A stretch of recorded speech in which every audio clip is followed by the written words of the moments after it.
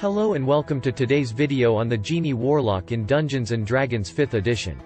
In this video, we'll be covering everything you need to know about playing a Genie Warlock, including their abilities gained by level, the best feats, and invocations to take.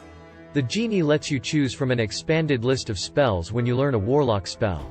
The Genie Expanded Spells table shows the Genie spells that are added to the Warlock spell list for you, along with the spells associated in the table with your patron, Eskine, Dao, Ginny, Afridi, or Marid.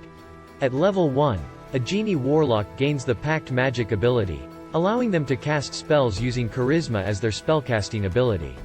They also gain the Eldritch Blast cantrip, a powerful ranged attack that scales with their level. At level 1, a Genie Warlock gains the Genie's Vessel. Your patron gifts you a magical vessel that grants you a measure of the Genie's power. The vessel is a tiny object, and you can use it as a spellcasting focus for your Warlock spells. You decide what the object is, or you can determine what it is randomly by rolling on the Genie's Vessel table. While you are touching the vessel, you can use it in the following ways. Bottled Respite. As an action, you can magically vanish and enter your vessel, which remains in the space you left. The interior of the vessel is an extra-dimensional space in the shape of a 20-foot radius cylinder, 20 feet high, and resembles your vessel. The interior is appointed with cushions and low tables and is a comfortable temperature. While inside, you can hear the area around your vessel as if you were in its space. You can remain inside the vessel up to a number of hours equal to twice your proficiency bonus. You exit the vessel early if you use a bonus action to leave, if you die, or if the vessel is destroyed. When you exit the vessel, you appear in the unoccupied space closest to it. Any objects left in the vessel remain there until carried out, and if the vessel is destroyed, every object stored there harmlessly appears in the unoccupied spaces closest to the vessel's former space. Once you enter the vessel, you can't enter again until you finish a long rest. Genie's Wrath. Once during each of your turns when you hit with an attack roll, you can deal extra damage to the target equal to your proficiency bonus.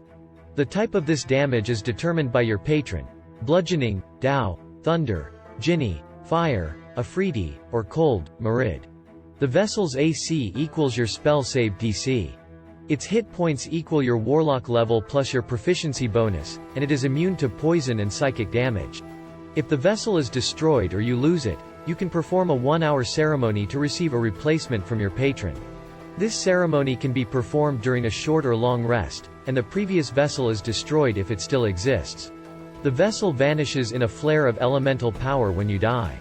At level 2, they choose their Pact Boon, which grants them additional abilities. The Pact of the Chain grants them a familiar, while the Pact of the Blade lets them summon a magical weapon. The Pact of the Tome lets them choose 3 additional cantrips from any class's spell list. At level 6, the Genie Warlock gains access to the Genie's Elemental Gift ability. You begin to take on characteristics of your patron's kind. You now have resistance to a damage type determined by your patron, Eskine: bludgeoning, Dao, thunder, Ginny, fire, Afridi, or cold, Marid.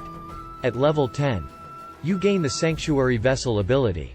When you enter your Genie's Vessel via the Bottled Respite feature, you can now choose up to 5 willing creatures that you can see within 30 feet of you, and the chosen creatures are drawn into the vessel with you. As a bonus action, you can eject any number of creatures from the vessel, and everyone is ejected if you leave or die or if the vessel is destroyed.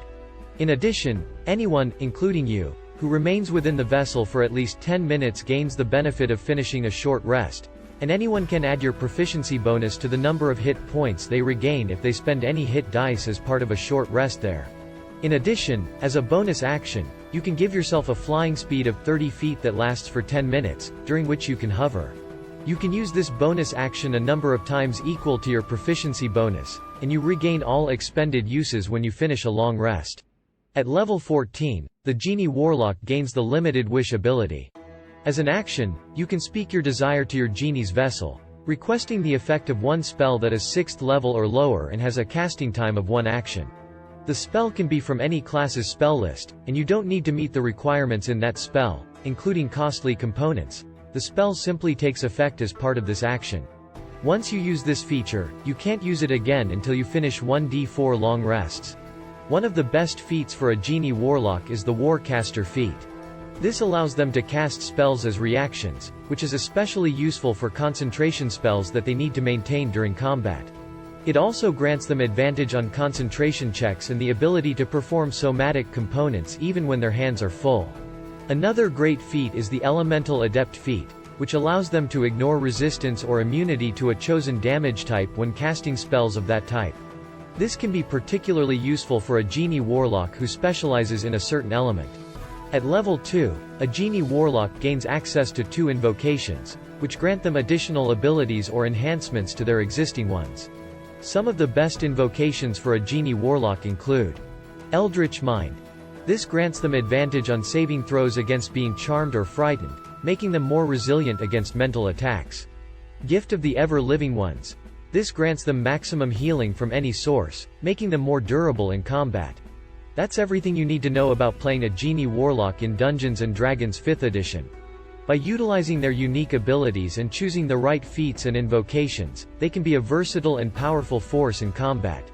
Thank you for watching, and we'll see you in the next video.